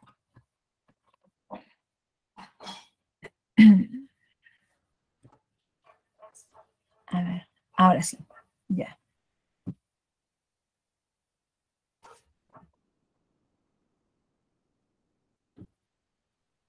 O sea, nos hemos quedado payasos, jóvenes, con todo esto. Demasiada pituquería. Bien, vamos entonces con los gobiernos, ¿no? Eduardo López Romaña, oye, yo me quedé payasa cuando fui a los López Romaña, manjas, las mandarinas o naranjas guando, ya, eso de guando existe, es una hacienda donde la familia López Romaña fue la primera que trajo los injertos de esa, de esa variedad de fruta al Perú. ¿Qué traía de novedad? Que no tenía pepa. ¿Y por qué es tan novedoso? porque se supone que la pepa es la semilla, pues, ¿no es cierto? De ahí salió, pero pues no tenía pepa, pues. ¿Mm? Entonces, ya pues, los Wando vinieron con todo, tenían un jatazo, yo he ido, porque estaban buscando locación para una película. Entonces yo fui para ver lo de la locación. Y invitada obviamente. Y yo nunca pensé entrar a una hacienda de esas magnitudes. La primera parte como que de la pista, de la carretera hacia la casa principal, serán pues como unos 1000 metros de puro jardín. Así enorme, enorme, enorme, enorme. Y después venía la casa principal. La casa principal era todo San Marcos juntos. Así era la casa. Atrás había otra casa, imagínate la dimensión, con 2 piscinas, una delantera, una trasera, con caballos y la casa que estaba ahí de los invitados. O sea, esta era la casa chiquita. La grande estaba adelante. Al costado de la casa grande había una capilla. Y esa capilla era solamente para la familia de López Romaña, cuando iban los domingos a misa, se casaban, se bautizaban, o la Navidad, ¿no? Debajo tenían sus propias catacumbas, o sea, ellos no se enterraban en los cementerios normales, ¿ya? Al costado tenía su propio ferrocarril, que llevaba el azúcar, el arroz, el algodón, las naranjas hacia el puerto. Para atrás, sus máquinas desmotadoras de algodón. O sea, la máquina que saca la pepita y el palito del algodón y le deja en la pura espumita. La máquina empacadora de algodón, para sacar las pacas también y llevarlas en su propio ferrocarril hasta el muelle. Y además, su propia fábrica de aceite de pepita de algodón. Sí, le sacaban las pepitas al algodón y hacían productos faciales de belleza, cosméticos. Alucina. Yo me quedé así como, me quedé payasa, joven. Dije, ¿qué es esto? Pintamos toda la casa sin dejar caer una sola gota de pintura cuando en eso, ¿qué es eso? Dije, sí. No lo podía creer. Yo dije, ¿qué hago con este chino acá? Director de cine, dice, ay, no, pero debo ser con un Lope de la Romaña. Después me di cuenta, ay, pero es una república aristocrática. O sea, yo no llego ni a cuña. No pasa nada, dije. Ya, pues, así. Eso es república aristocrática, ¿ok? Esos son los Lope de Romaña. Firman el Tratado de Osma Villazón con Bolivia. Y se impone la libra peruana de oro. ¿Ya? El Tratado Osma Villazón con Bolivia es el tratado que nos limita el territorio con Bolivia, ¿no? O sea, porque vamos a ver que Bolivia todavía tenía salidas inconclusas por el tema de la guerra contra Chile con nosotros, ¿no? Y por supuesto se impone la libra peruana de oro. Ojo, la libra peruana de oro ya se había propuesto en el gobierno de Pierola, segundo gobierno, pero ahora se impondría como patrón monetario. Y, por supuesto, se crea el Código de Minería y Código de Aguas. Profesora, ¿por qué estos dos? Es obvio, porque mira, ¿te acuerdas que acá predomina la economía agro-minero exportadora? Y te dije, agro para la costa, minero para la Sierra Central. Acá también, pues mira, los mineros tienen su código de minería y los agrícolas tienen su código de aguas. ¿Eso qué quiere decir? Quiere decir que se les generan condiciones favorables a ellos, a la oligarquía, a la república aristocrática. A esa gente con plata se les generan condiciones como crearles oficinas del Estado que les vean directamente sus problemas. En el caso de aguas, por ejemplo, como tú sabes que la Costa Norte es un sitio donde no es un desierto, pero sí hace falta mucha irrigación, sobre todo para poder producir frutas o sobre todo las frutas sacan mucha agua, la caña de azúcar también. Entonces, si es una zona donde hay poca agua, eso va a dificultar la producción. Entonces, muchas veces los canales de irrigación, los pequeños ríos pasan por las comunidades. que están alrededor. Entonces, el Estado, ¿qué hizo? Con el Código de Aguas, se desviaba el agua directamente, ya no hacia la comunidad, sino hacia las haciendas grandes. Y obviamente, como él, el Candamo, disculpa, el López Romañel, el presidente, pues eso era más fácil de hacer. Y luego está Manuel Candamo. O sea, ¿sabes quiénes son los Candamo? O sea, los Candamo. Los Candamos son dueños, si tú vives en el lindo distrito de Pueblo Libre, pues entérate que los Candamos eran los dueños prácticamente de Pueblo Libre. Era una hacienda, ¿no? Hacienda Orbea, de propiedad de los Candamos. Actualmente todavía existe, ¿no? La Casa Orbea, ¿ya? Que es de propiedad de la familia Candamo. Por ejemplo, el Queirolo es de los Candamo. La antigua iglesia de la Magdalena Vieja es de los Candamo. Existe un parque Candamo que también le pertenecía a su casa. Existe una avenida con ese nombre que también le pertenecía a toda su propiedad, ¿no? Poco a poco lo fueron vendiendo, pero en realidad todavía tienen mucha injerencia. Ellos construyen el tranvía Lima-Chorrillos y se promulga la ley de ferrocarriles. En actividades económicas, disculpa. Después llega el primer gobierno de José Pardo y Barreda, ¿ya? De 1904 a 1908. Lo primero que tienes que entender de los Pardo, y por eso te lo he puesto ahí con el resaltador, bueno, podría trabajar más con el resaltador y el lapicero, pero como tú dices que quieres pantalla completa, pues un poquito que lo fui arreglando, ¿no? Entonces, en este caso,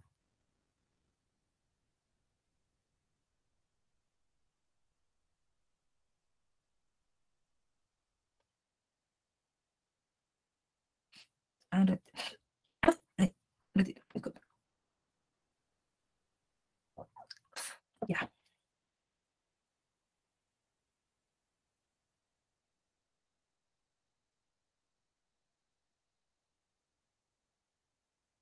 En este caso, siempre que ves ese apellido Pardo, no importa en qué periodo lo veas, lo importante es que los Pardos siempre apuntan hacia el desarrollo de la educación. Para ellos eso es la modernidad.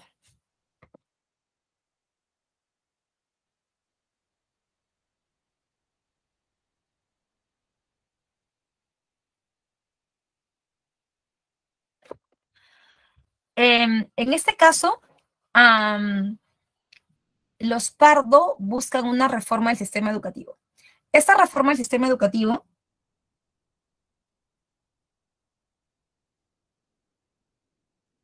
incluye la primaria gratuita obligatoria y la reglamentación del acceso femenino a las universidades, además de la educación nocturna para los obreros.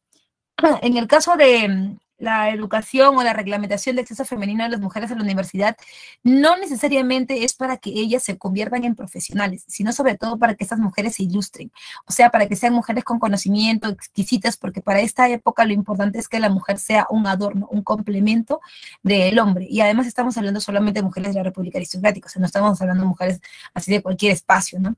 Estas mujeres deberían tener conocimientos más valorados sobre política, economía, etcétera, ¿no? Que es muy importante para ellos.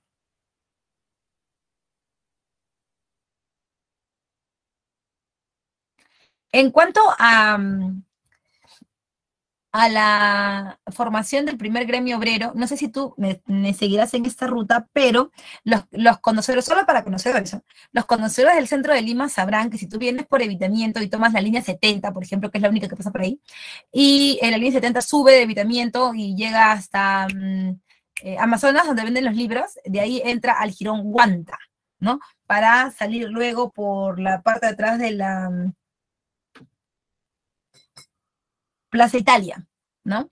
Y mientras va el recorrido de Jirón Guanta, vas a ver ahí que hacia tu lado izquierdo dice primer gremio obrero panaderos Estrella del Perú 1905. Ese es el local de fundación en 1905 de la primera agrupación obrera que luego lucharía por sus derechos y exigiría la instauración de las 8 horas de trabajo. En su gobierno se crea la Caja de Depósitos y Consignaciones. Termina el gobierno de Pardo y comienza el gobierno de Augusto B. Leguía. Es en este primer gobierno donde Leguía va a comenzar a regalar territorios por todos lados. Entre 1908 y 1912, Leguía tiene que asumir el primer paro general obrero que ha sido convocado por los panaderos de Estrella del Perú en 1911. Para aplacar la ira de las masas, aplácate, señor, aplaca tu ira, es que Augusto B. Leguía va a dar la ley de accidentes de trabajo. ¿Qué es la ley de accidentes de trabajo? Es una ley que faculta y favorece al trabajador, porque digamos que obliga al empleador a hacerse cargo de los gastos económicos que genere alguna lesión o algún impedimento físico de su trabajador después de haber sido sometido a su trabajo en la fábrica que le pertenece, o que haya quedado mal después o como consecuencia del trabajo en esta. O sea, puede haber sido que en la misma empresa se haya lesionado, o fuera de ella, pero como consecuencia del trabajo en esta empresa, el empleador debería hacerse cargo de los gastos médicos. También se firma el Tratado Polo Sánchez Bustamante, que cede territorios de Bolivia en la zona del Acre. O sea, esta zona que era nuestra se la vamos a ceder a Bolivia, como ahora está estipulado en las fronteras del Perú. Y también el Tratado Velar de Río Branco, que le pone fin al avance de Brasil en la Amazonía. Profe, ¿cómo es esto? Porque tú recuerdas que Brasil, ¿no es cierto?, tenía un territorio mucho más pequeño, ¿no? Un territorio mucho más pequeño a ese lado, y le cedemos esta zona a ellos, ¿no? Por otro lado, también se crea la Asociación Proindígena Pedro Zulem. No es coincidencia que la universidad tenga su biblioteca central con este nombre. Pedro Zulem era el que reclutaba, digamos, todos los problemas, las peticiones de los indígenas en el gobierno de Augusto B. Leguía, y que después se va a crear inclusive la Oficina de Asuntos Indígenas. ¿Para qué? Para ver cuál era la problemática de ellos, ya que ellos siempre habían sido los juzgados por la República Aristocrática, porque los habían tratado de llanaconas, porque los habían tratado de mano de obra gratis. Entonces, todos estos problemas se van a ir como documentando, como generando espacio para que sea solucionado por el Estado, ¿no? Pero eso ya con mayor detenimiento en su segundo gobierno. Luego tenemos el gobierno de Billinghurst. Pero hasta ahí todo bien. ¿Preguntas acerca de los gobiernos anteriores?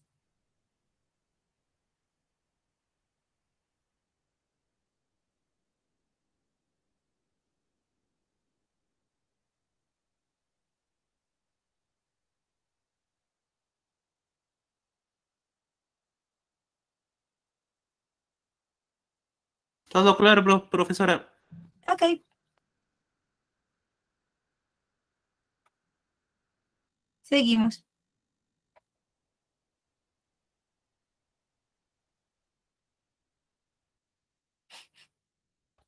El gobierno de Billinghurst del 12 al 14 es un gobierno que la oligarquía y los aristócratas no se esperaban, ¿no? No se esperaban. ¿Pero por qué no se lo esperaban, profe? Bueno, porque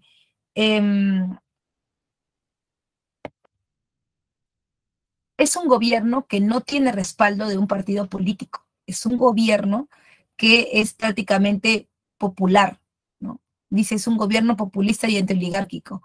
Este gobierno está básicamente enfocado a ganarse al pueblo. Es un gobierno que busca a través de la demagogia la aceptación del pueblo, y como no tiene un partido político respaldando como el Partido Civil, por ejemplo, es mucho más fácil que la población lo acepte en medio de estas huelgas que no van a parar y que el mismo Billinghurst va a reglamentar,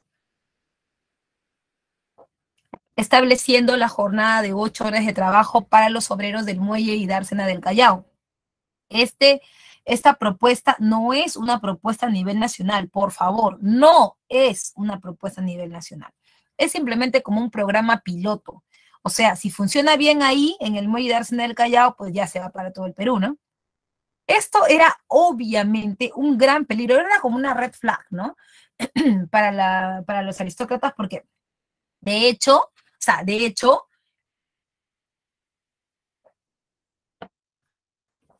los aristócratas consideraban que muy posiblemente la gente del pueblo se pueda poner en contra de ellos y que ya no puedan volver al gobierno. Así que había que cortarlo de una vez y por todas. Como tú sabes, la constitución de este momento, que es la del 60, decía que el tiempo de gobierno eran 4 años. Eran 4 años, pero mira bien cómo está ahí. Ahí solamente dice 2 años, ¿no es cierto? ¿Por qué? Porque los oligarcas no van a aguantar más. O sea, aló, hay que sacar este pata del gobierno que es un peligro. Pero ellos, obviamente, como tú ya lo sabes, nunca meten la mano en esas cosas, ¿no? Para ellos es como que, no, nadie tiene que vernos que nosotros estamos desesperados, hambrientos por el poder. Y es por eso que lo que hacen es nuevamente mandar a alguien para que cumpla con esa tarea. Ya no sería Pierola, pero ahora sería, de parte del espacio militar, sería Oscar Raimundo Benavides. Entre el año 14 y el año 15 le daría un golpe de estado en el 14 a Billinghurst para calmar las aguas, para evitar que siga avanzando, y en el año 15 llamaría elecciones. Es obvio que cuando iba a llamar elecciones, aparte de que solamente los alfabetos pueden llegar a pueden elegirse, era obvio que iban a hacer todo lo posible para que ganara un oligarca, porque las cosas se iban a salir de las manos si no era así. Ya la gente se estaba acostumbrando a los gobiernos populares y se daba cuenta que habían cosas que se podían arreglar y que no eran tan difíciles ni tan de la estratosfera como decían los oligarcas, como por ejemplo el precio del pan, que los oligarcas siempre habían dicho, no, que subía la harina, que no sé cuánto, que por aquí, que por allá, pero en realidad, popularmente, Billinghurst y su gobierno se llama así, el gobierno del pan grande, porque le entregaba popularmente a la gente un pan de gran tamaño y a bajo costo que le permitió ganarse la simpatía de una parte de la población. Entonces, ahora el gobierno de Óscar R. Benavides derroca a Billinghurst en defensa de los intereses oligárquicos y estalla la Primera Guerra Mundial. Todos sabemos que cuando estallan las guerras mundiales o internacionales en el mundo, al Perú le va muy bien. Ahora nomás que se dice, no, que estamos mal porque hay guerra en Ucrania con Rusia. Al contrario, tú revisas los gobiernos, por ejemplo, el gobierno de Odría, cuando está la guerra entre las Coreas, suben las exportaciones. El gobierno de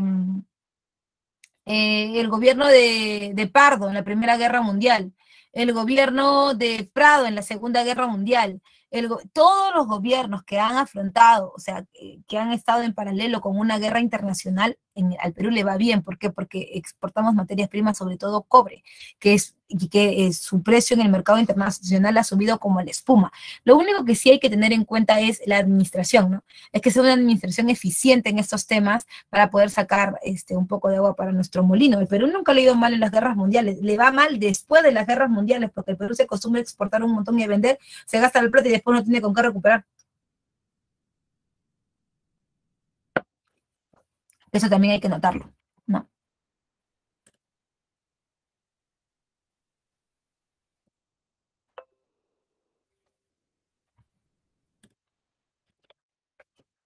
Ya. En su gobierno, la idea era neutralizar todo lo que habían hecho el gobierno de Billinghurst, ¿no? En su gobierno se incrementan las exportaciones durante la Primera Guerra Mundial y hay una ruptura de las relaciones con el Imperio Alemán. No te lo puedo creer, joven. El Perú le declara la guerra a Alemania, porque obviamente estábamos del lado de los ganadores, pues joven. Estábamos en la Triple Entente, éramos patas de Estados Unidos y pucha, no podíamos ser patas de Alemania, así que comenzamos a perseguirlos, inclusive firmamos la declaratoria de guerra y toda la cosa. Eso sí. Se establece la jornada de 8 horas de trabajo a nivel nacional, ya no solamente como un programa piloto, ahora sí podemos decir, la oligarquía lo hizo, ¿sí o no? ¿Ya? Para que, obviamente, había que compensar, pues, ¿no? Además, Ese también el reglamento de trabajo de mujeres y niños y menores de edad, porque las mujeres hacían el mismo trabajo que los hombres y por lo general ganaban la mitad y los niños lo mismo, pero no ganaban nada, ¿no? Entonces, eso.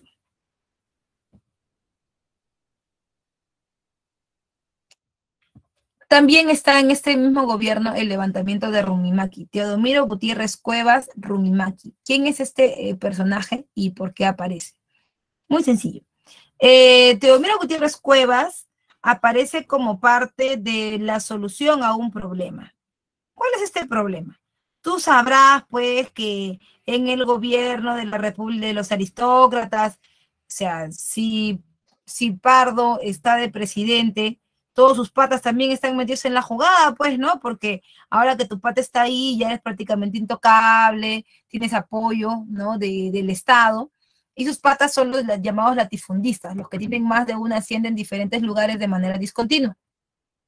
Pero se dieron cuenta que el negocio estaba ahora, ¿dónde? El negocio estaba en la venta de lana. ¿Pero dónde había lana? En la Sierra Sur, que prácticamente haciendas por allá ellos no tenían. ¿Qué cosa? ¿Quién estaba en esos territorios donde había lana? Las comunidades indígenas. Ellos estaban ahí. Entonces, ellos dijeron, oye, pero hay que ir, ¿no? Porque total, ¿quién nos va a decir algo? Los indígenas van a decir algo, los mandamos bien a la porra, recontra lejos, total, nuestro pata es pardo. O sea, esa gente, man, ya no pasa nada. Se fueron. Y los indígenas, oye, ¿qué? ¿Tú qué estás acá? ¿Ustedes quiénes son? No, que nosotros somos, somos los taitas, pues somos los taitas, ¿no me ves blanco? Somos los mistis. Sal de acá, marrón, una sombra, no, sal de acá. Pero ustedes no pueden hacer eso. Ustedes ni son de acá. Todo el mundo sabe que esas son nuestras tierras, que esto nos ha dejado el padre del padre. Nada, mira, no sé qué está rebuznando este. Escúchame. ¿Tienes papeles? Papeles, indio, papeles. No, papeles no tengo. Pero todo el mundo, a mí me interesa 3 pepinos la palabra de los otros indios. ¿Ya? Para mí, ese terreno, si no tiene papeles, está libre. Así que el Estado todavía los avalaba, pues. Y ellos se comenzaron a meter. ¿Por qué? Porque el precio de la lana había subido un montón en el mercado internacional. Y se aprovecharon, pues, joven. Y de eso apareció Teodomiro Gutiérrez Cuevas, Rumimaki, Super Cóndor. Apareció él. Que indignado por lo que estaba pasando, les dijo a los indígenas, es el momento de tomar las armas.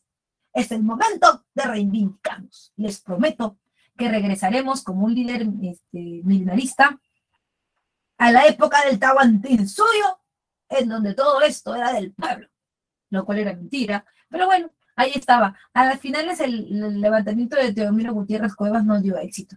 Pero estaba la idea ya de que los indígenas no se iban a dejar quitar las tierras por más que estos sean amigos, pinky, del gobierno de turno, ¿no?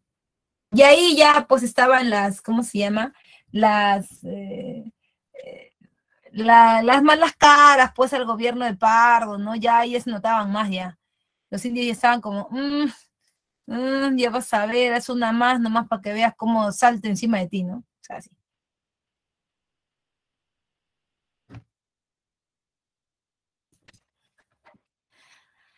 Termina el gobierno de Pardo y llega el oncenio de Leguía. El oncenio de Leguía es el régimen civil y autoritario cuyo objetivo era modernizar el Estado con apoyo del capital norteamericano. Obviamente, en los años 20, Estados Unidos es el papi de la economía mundial. ¿O no te acuerdas que eran los locos años 20, donde Estados Unidos prácticamente sostenía la economía de Europa de Occidente?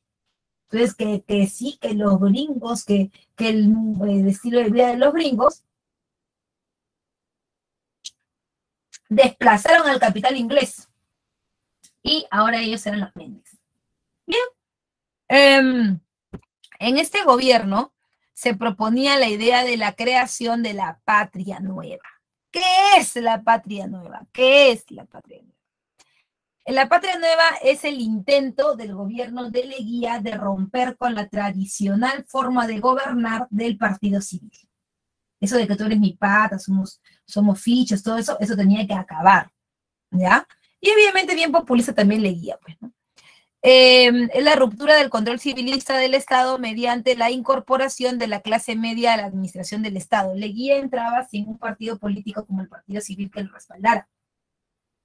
Y necesitaba gente que trabaje para él, porque no vas a poner a los del Partido Civil a trabajar en tu gobierno. ¿Para qué lo vas a poner?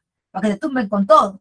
Entonces él necesitaba gente de confianza, y si no la tenía, la iba a crear. Él va a crear la famosa clase media con mucha fuerza en el Perú, estos que iban a ser la contraparte de la aristocracia peruana, ¿no? Entonces, bueno, ahí aparecen distritos, inclusive él forma distritos como el distrito de Jesús María, le va a dar fuerza al distrito del Pueblo Libre, ¿no? Donde van a empezar a vivir médicos, ingenieros, abogados, maestros, ¿no? Que a las finales van a tomar la posición de diferentes espacios en el Estado, ¿no?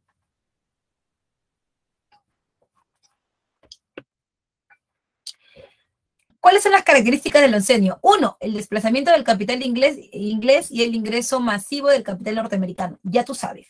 A Leguía le interesaba muchísimo el ingreso del capital norteamericano porque eso también implicaba la modernización del Perú. Es decir, que los gringos entraran con sus fábricas y, bueno, nosotros nos regalaríamos en bandeja, pues, ¿no? No había otra tampoco para él, ¿no? Si él quería hacer eso, era eso, o también podría ser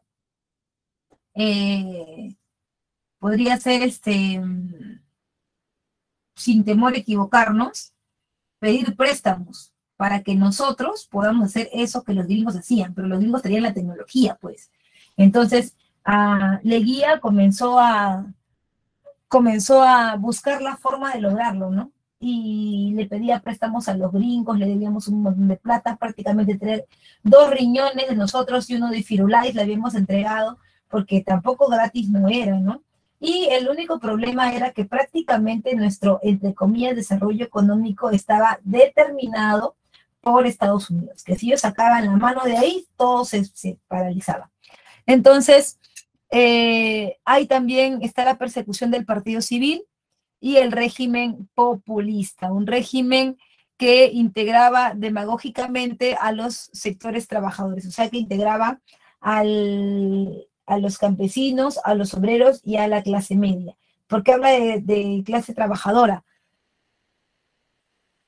O sector trabajadora, de los trabajadores, para diferenciarlos de los aristócratas, pues, ¿no? En cuanto a los partidos de masa, aparecen 2 partidos de masas importantes. Uno es el Partido Socialista, ¿no? Influenciado por el marxismo italiano, que buscaba eliminar el sistema capitalista por la revolución armada dirigida por obreros y campesinos. Para José Carlos Mariátegui, el gobierno del Perú, porque ese era también un debate en los años 20, el gobierno del Perú no debía estar en manos, obviamente, de los oligarcas. Ellos ya no deberían regresar al gobierno del Perú porque en tantos años, ¿qué cosa han hecho? Solamente beneficiarse de ellos, solamente tener la mamadera a ellos, en las finales no darnos nada a nosotros. Por eso Mariátegui decía que los que deberían gobernar el Perú deberían ser los obreros y los campesinos, porque ellos eran los que realmente veían el origen del problema y por los que si nosotros no los tuviéramos, entonces no seríamos nada. Eso decía Mariátegui. Entonces, o sea, bien con eso de la reivindicación, pero había un problema, ¿no? O sea, ¿cuánto de tecnocracia podría tener un obrero o un campesino? ¿Cuánto nos podría ayudar económicamente? ¿Cuánto nos podría ayudar políticamente? Porque tú puedes tener muy buenas intenciones.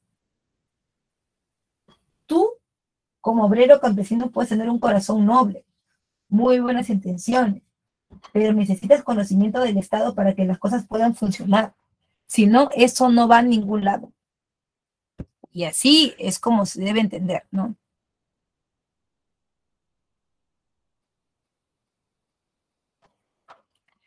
En cuanto al APRA, el APRA estuvo influenciada por la Revolución Mexicana del año 17 y se crea con esto un Estado antiimperialista y antioligárquico, ¿no? ¿Qué propone? Una reforma agraria, nacionalización de las empresas, pero sobre todo propone un tipo de gobierno diferente al socialista. ¿Qué dicen los apristas? Quienes deben gobernar son las clases medias, nosotros, los profesionales, los maestros, los ingenieros, los abogados, los médicos, que saben no solamente de producción del sector, sino también están metidos dentro y tienen conocimientos con los cuales puedan ayudar al país. Para él, lo mejor era un gobierno, un grupo dirigente de la clase media. En cuanto a política, el autogolpe del año 19 marcó el preámbulo de todo y, bueno, el contexto de todo lo que hemos hablado y también el cambio de la Constitución, porque para que él pueda hacer todos estos grandes cambios que quería, para poder perpetuarse también en el poder, tenía que hacer un cambio de Constitución. No lo digo yo, lo dice la historia, porque no solamente le ha pasado con Leguía, también ha pasado con Fujimori. Lo mismo, sino autogolpe y Constitución para tener más de la cantidad de años que se aceptada en el gobierno, ¿no? En lo económico y empresas e inversiones norteamericanas, casi todo es plata gringa. Por eso cuando los gringos se fueron, también caímos nosotros. Y se firma el Acuerdo de París con la International Petroleum Company. Pregunta, ¿qué es el Acuerdo de París? Es el documento por el cual el Perú le entregaba a la IPC todas las facilidades y beneficios para que ellos pudieran explotar la zona de la Brea y Pariñas. De esta manera, ¿no? De esta manera, el Perú prácticamente se ponía en bandeja, ¿no? La cosa era que los gringos se mantuvieran acá con su tecnología, se mantuvieran acá con su modernidad y el Perú le daría las facilidades que ellos necesitaban. En cuanto al gasto público, hay una modernización de la infraestructura productiva, ¿no? Con espacios en la zona vial, se moderniza Lima, el espacio urbano, sobre todo Lima. ¿Por qué? Porque al mismo estilo de Balta, Leguía va a intentar unir una zona productora con una zona comercial, porque para él eso era la modernidad, pero ya no lo haría a través del ferrocarril, porque el ferrocarril ya pasó de moda. Lo que haría sería básicamente hacerlo a través del automóvil, y para eso modernizaría Lima a partir de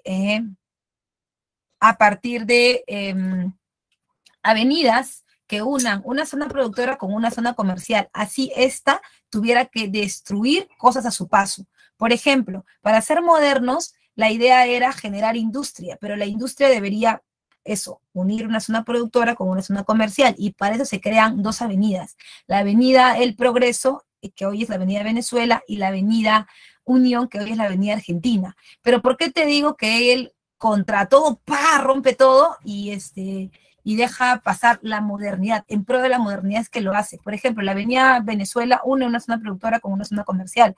¿No te has dado cuenta que en toda la avenida Venezuela hay un montón de fábricas? Que si Molitalia, que si Donofrio, que si no sé cuánto, Universal Textil, todas. ¿Y hacia dónde lleva esa avenida? ¿No va de Lima al Callao? ¿No va al puerto? Ahora, a Leguía no le importaba si es que en medio de eso él rompía todo. No le interesaba. Es más, él rompió la Universidad de San Marcos, la rompió, porque para que cruce la avenida Venezuela tuvo que tumbarse la Huaca San Marcos. Claro, eso era moderno en esa época. ¿Para qué querías una Huaca? Esas cosas eran del pasado, de los incas, gente del tercer mundo. Y así se hicieron, por ejemplo, la avenida Arequipa. La avenida Leguía, hoy avenida Arequipa, era a la avenida que unía las zonas más pitucas de Lima, bueno, que una de las zonas más pitucas de Lima con el centro de Lima. ¿Y sabes por qué? Porque un montón de gente de provincia, de la Sierra Central, llegó a trabajar a Lima por las nuevas empresas, ¿no? Y venían por el camino de la avenida Alfonso Ugarte, tenían que cruzar por ahí para entrar al centro. Pero ¿quiénes vivían en la avenida Alfonso Ugarte en 2 de Mayo? ¿Qué vivían ahí? La República Aristocrática. ¿No has visto sus casas que están en la avenida 2 de Mayo? Como pequeños palacios chiquititos, chiquititos. Ya, eso era de ellos, pues, de la gente pituca, de los Brais, de todos ellos. El metro de la avenida Alfonso Ugarte era la casa de los Brais. Todo el metro, incluido con el cine, todo eso era su casa. al frente del Colegio Guadalupe, el Colegio Guadalupe, todo eso era una zona nice, y la gente de la Sierra Central, como decían ellos, se atrevía a pasar por ahí. Así que ellos dejaron la ciudad de Lima y se fueron a sus casas de campo que quedaban en el pueblo de San Isidro y Miraflores. Y como Leguía tenía miedo de que cuando los gringos vinieran no los vieran, que vieran puros a nosotros marroncitos, ¿sabes qué hizo? Le dijo, por favorcito, no se vayan de Lima. No, no, lárgate, no me toques, cochino asqueroso, lárgate. No queremos nada contigo. No, por favor, ¿qué hago? ¿Qué hago para que ustedes vuelvan? ¿Qué haces? Construirnos una avenida para nosotros. Y por eso la avenida Arequipa une San Isidro y Miraflores con el centro de Lima. Sí. En cuanto al aspecto social, se legalizan las comunidades campesinas y se reconocen las comunidades indígenas y se crea la Oficina de Asuntos Indígenas. Como Leguía les ha dado esta legalización, o sea, les ha dado un título de propiedad a nombre de la comunidad, entonces ya nadie se va a poder meter. Por eso ellos responden al favor aceptando la ley de conscripción vial. Se le obligaba a los varones del Perú de 18 a 60 años a trabajar gratis en la construcción y reparación de caminos para el Estado. ¿Por qué no decían nada, profe? Porque estas comunidades habían sido beneficiadas antes. Y finalmente, la fiesta del centenario, nos entregaron obsequios, como los japoneses nos entregaron la Plaza Banco Cápac, la Fuente China nos entregaron los chinos, el Arco Morisco los españoles, el Museo de Arte Italiano los italianos, y el Estadio Nacional hecho de madera los ingleses, entre otras cosas. En el aspecto internacional, 2 tratados importantes. El primero, el Tratado Salomón Lozano, el que le entregábamos a Colombia el trapecio amazónico, con el pueblo de Leticia adentro, y ellos nos entregarían el pequeño triángulo de Sucumbios. Y finalmente el Tratado Radagamio-Figueroa Larraín, que es también conocido como el Tratado de Lima, con el cual se cerraría la Guerra del Pacífico y se sellaría el Tratado de Ancón, porque con este tratado Chile se quedó obviamente perpetuado con Tarapacá, tú lo sabes, pero Arica se quedó permanentemente con Chile y Tacna regresó al Perú, ¿ok? Finalmente, el contexto internacional, el fin del enseño de Leguía es por el crack del 29, caímos como un castillo de naipes porque Estados Unidos, para solucionar su crisis económica, ¿qué hizo? Sacó sus capitales del extranjero, o sea, nosotros nos dejó calatos, y eso es lo que permitió que empiece la crisis, ¿no? Protestas sociales, desempleo, lo que fue aprovechado por la oligarquía, que nuevamente se valió del ejército y a través de Sánchez Cerro dio un golpe de Estado el 22 de agosto del año 30. Surgiendo de esa manera el tercer militarismo. Así que, chicos, eso ha sido todo por esta semana. Espero que hayas entendido bien, que haya sido una buena clase, que te hayas divertido y que sobre todo hayas entendido el tema. Te quiero invitar a que puedas visitar nuestro multichat para cualquier duda, cualquier consulta, y te voy a cantar en este momento las claves para que no te vayas sin eso, por favor. Ya tienes 1, besito, 2, avioncito, 3, avioncito, 4, besito y 5, dedito, ¿ok? No siendo más, yo me despido de ti hasta la próxima semana, esta vez con un capítulo más de Historia Universal. Chao, chao.